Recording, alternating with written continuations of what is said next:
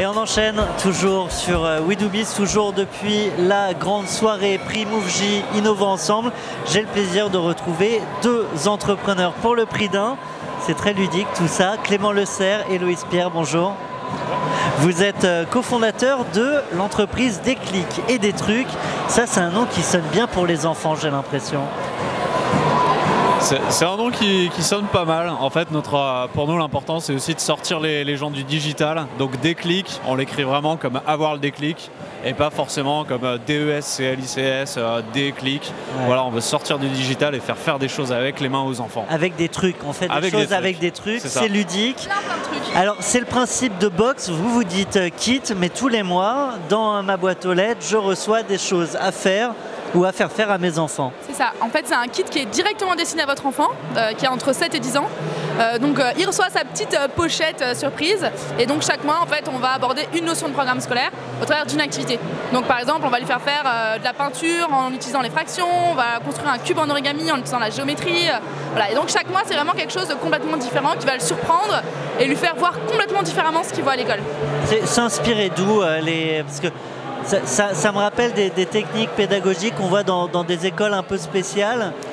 C'est simplement une technique où on fait, donc c'est tout ce qui est learning by doing, ce genre d'inspiration.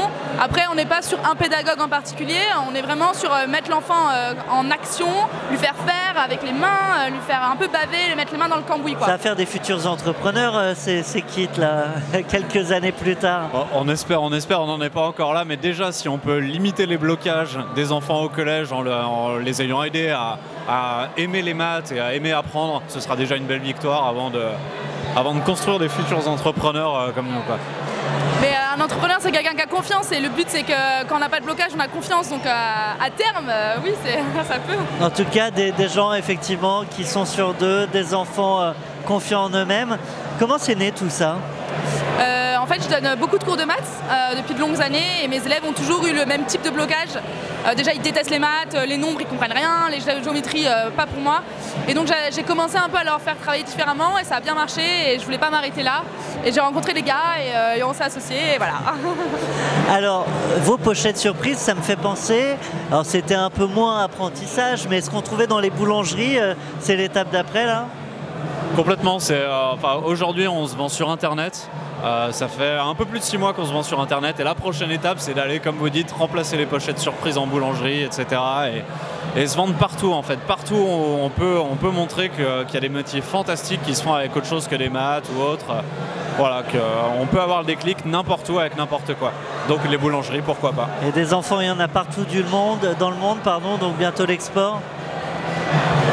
On est encore petit, mais oui, l'export, on y pense. On a commencé par vendre beaucoup à la Belgique, au Luxembourg et en Suisse.